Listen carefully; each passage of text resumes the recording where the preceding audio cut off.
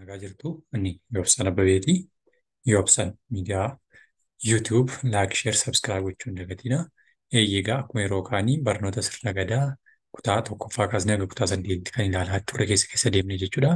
Har'a immoo boqonnaa torbaffaa kutaa shanaffaa barannoo torbaffaa kan waliin ilaallu ta'a jechuudha.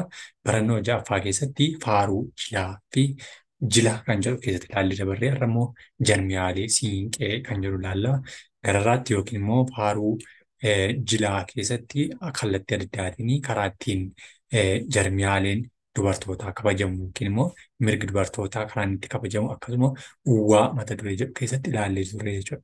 Kana keessatti immoo egaa sirna gadaa keessatti dubartiin wayyoomaa yookiin immoo qulqulluudhaa nagaadhaa araara buusti jedhamtee waan beekamtuu fi jarmiyaa akkamii qabdi yookiin immoo pirinsippiloota maalii ittiin gaggeeffamu isa jedhu kan ilaallu. Isaan kun egaa wayyoomni isaanii kan hin cabne ammoo jarmiyaa mirga isaanii kabachiisu yookiin immoo ittiin kabajatan kan qaban mirga yookiin immoo jarmiyaalee siinqee jennaan. Isaan keessaa tokko jarmiyaalee siinqeeti. Jarmiyaalee siinqeen itti gaafatamummaa mataasaa kan qabu, seera mataasaa kan qabuu fi ittiin bulmaata mataasaa kan qabudha jechuudha. Kunoo ulee isaan qaqqabatanii jiran yookiin immoo dubartoonni ulee isaan qabatanii jiran kun uleen kun ulee siinqee jedhamudha. Ulee siinqee jedhamu qabatanii kan isaanii jarmiyaalee kana keessatti argamanii jiranidha jechuudha. Jarmiyaalee kana keessatti egaa siinqeen miseensota haadha siinqeetiin kan ijaaramanidha. Haadha siinqee kan nuti jennu immoo haadha siinqee yookiin haadha hambaa kan jennu yookiin haadha uummataa ishee jettu jechuudha. Abbaa warraa ishee kan abbaa gadaa ta'e yookiin bulchaa ta'e isheen immoo haadha siinqee jedhamti. Haati siinqee kun ishee warreen ishee jalatti kan ijaaru isheedha. Jarmiyaan kunis immoo mirga sirna gadaa irratti kennamee hundaa'uudhaan furmaata kan isaan kennan dubartiin deessuun kan isheen godhattu yookiin immoo qaanfaa kan jedhamu kan isheen godhattu kuulii kuullattee hanfala hidhattee gola keessa teessu ni saafeffamti yookiin ni kabajamti. Saafuuf saafeffannaa ishee keessatti ni eegamti. Abbaan manaa dubartii deessee addarraa qannafaa yookiin kan jedhamu kana kan isheen qabdu ni qanansiisa yookiin immoo dubartii deessuu jedhamtee beekamti waan ta'eef jechuudha. Kunoo qannafaa as keessatti illee ammaaf baay'inaan ta'ee jiru warra gajjalaatti ni ilaalla qannafaa gosa kamii kan ta'e abbaan manaa ishee dubartii kana ni kunuunsa ni tajaajilaa jechuudha. Amma isheen ni of dandeessee kaatutte jechuudha. Yoo miidhe dubartoonni walitti ba'anii akkas jedhaniitti ililfatu yookiin immoo murtiitti dabarsu. Qaanfaayin dhiyeessaa taan faana fixeensaa deettuu xiyya maaloo rabbittiin si dhiyeessaa yookiin rabbittiin si dhiyeeffadhaa jedhaniitu faarsaan haala kanaan jarmiyaa siinqeetiin mirga dubartootaa kabachiisu jechuudha. Yoo maal taate yoo dhaanamte yookiin yoo abbaan warraa ishee miidheenii jechuudha.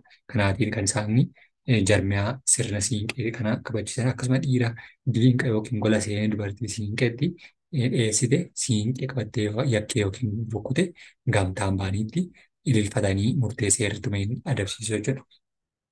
Dubartii isa baqattee naan rukutiin jettee yookiin yoo nan miidhi jettee durstee gola lixxee baqattee jennaan bakka sanatti dha'uu hin danda'u. Akkuma sareen nama jala lixxee naan rukutamtu kan jedhamu sana jechuudha. Kanaaf ililfannaa yookiin dubartoonni yakka kanaan isa adabsiisu jechuudha.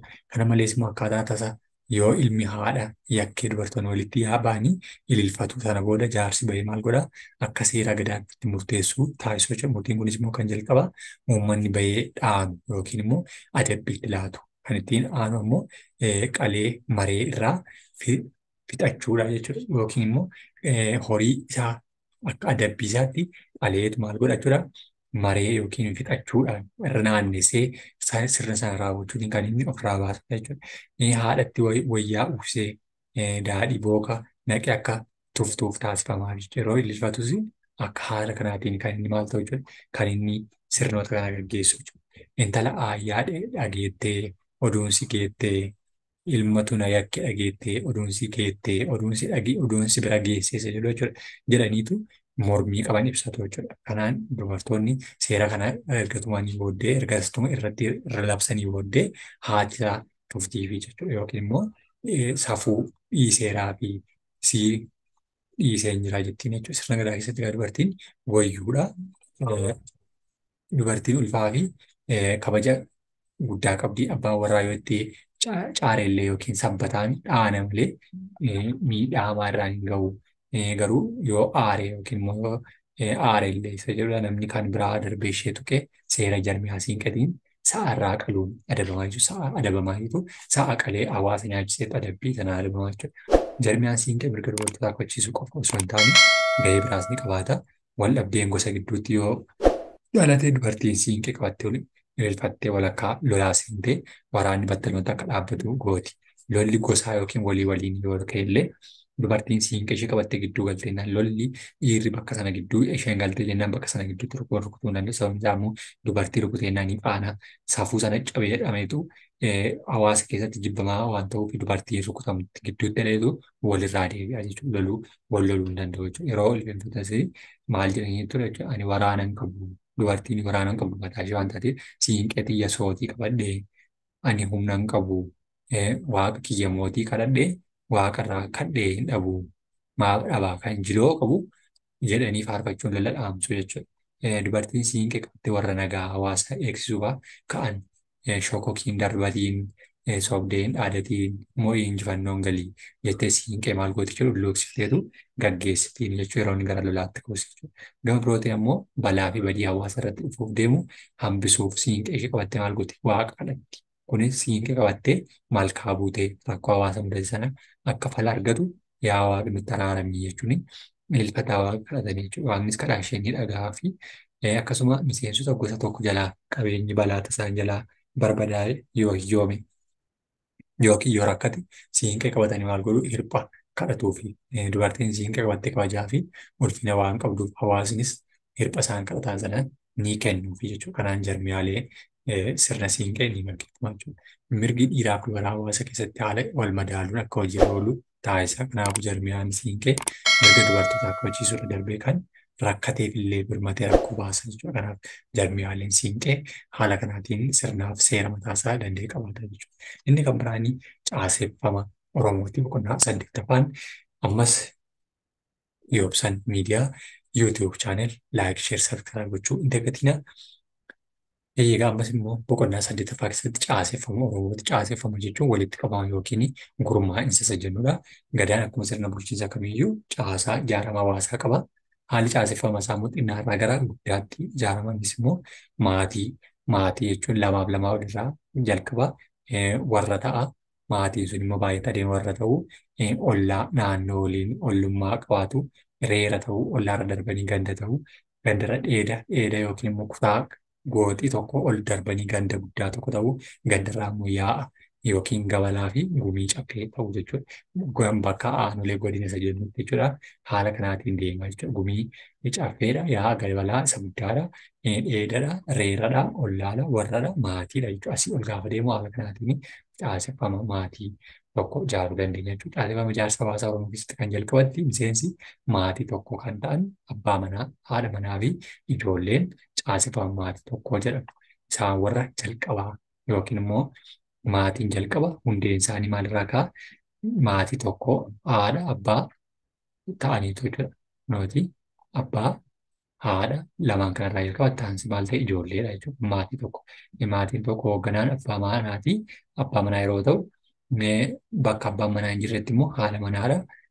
Bakka yookiin immoo ilma hangafaatu hoogganaa ta'a jechuudha. Haala kanaatiin warri ammoo ijoollee abbaa tokko ta'ee akaakayyuu akkoo fi ijoollee isaa kanneen fudhatan immoo maatii isaanii waliin akkasumas kanneen fuudhin kana hammatamu sirna kana keessattidha jechuudha. Kanaaf fakkeenyaaf akaakayyuun ijoollee 8 yoo qabaate 8 fuudhanii haadha manaaf ijoollee yoo qabaatan kun hunduu bakka tokkotti maal jedhama warra jennaan jechuudha. Warra ollaan kan maatiiwwan hedduu walitti dhiyoo jiraatan yookiin immoo waliin qubatan ollaan kan yeroo gaaddaaf gammachuu dafee wal qabu yommuu ta'u abbaa ollaatiin hoogganamu jechuudha. Naannoo sana keessatti nama guddaa ta'een hoogganamu akkasuma qubsuun bal'aan ollaa hedduu walitti dhufuudhaan immoo maal ta'a? Reera ta'a. Olloonni kun immoo ganda ishee jennu ta'a.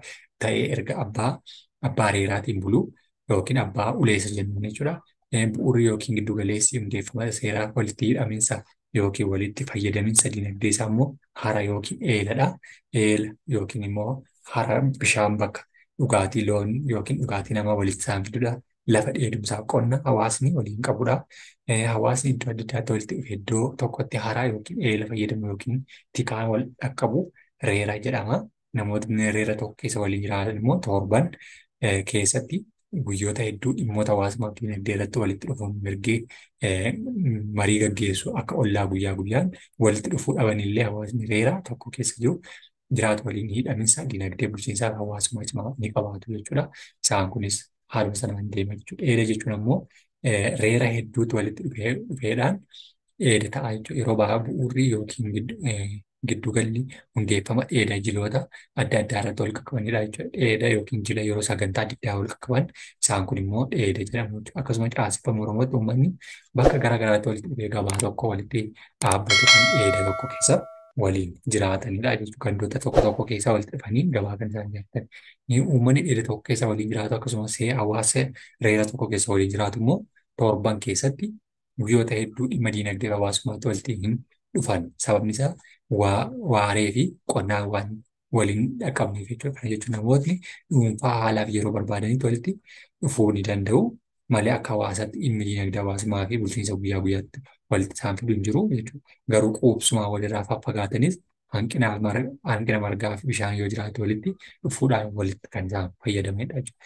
Akka caasaa sirna gadaa keessatti Oromoon dheeda abbaa dheedaa yookiin immoo gadaa rogaan rogaan kan hoogganamu ta'a. Caaseffama Oromoo keessatti dheedii hedduu walitti dhufee maal ta'a? Yaa'a ta'a jechuudha. Yaa'a yookiin gabala isa jennu ta'a jechuudha. Gabala kana keessatti bakka adda addaadhaa yookiin fagoorraa walitti yaa'ee gabala tokko ta'a jechuudha. Gabalaan kutaa bulchiinsa adulaan yookiin immoo abbaa gadaa gabalaan buluudha jechuudha. Adulaan yookiin abbaa gadaa gabalaan aangoo isaan waliin uummata gabalaa yaa'a isaa keessa jiru bulchaa jechuudha. Yaa'a tokko yaa'a lama yaa'ota naannoo isaa keessa jiru kan bulchu abbaa gabalaa yookiin immoo abbaa yaa'aa jedhama jechuudha. Gumii yookiin caffeen immoo gabalaa yaa'aa hedduu walitti dhufee maal ta'e gumii yookiin caffee ta'e jechuudha. Caaseffamni akka mi'ee bokkuutti. Akka naannoo mi'ee bokkuu yookiin immoo gumii mi'ee bokkuu gumii gaayyoo warreen jennuutti jechuudha. Akka mi'ee bokkuu gumii gaayyoo odaa roobaa odaa nabee odaa bisii odaa bulluqoo fi tumnii fi caasaaleen isaa kun egaa walitti haammatamanii maal ta'a abbaa gadaan kan hoogganamanidha jechuudha. Abbaa gadaatiin hoogganamuutiin sirni kunii gumii yookiin caffee ta'aniitu wal bulchu jechuudha. Yoobsan miidiyaa YouTube channel like share subscribe gochuu hin dagatina galatoomaa ulfaadha.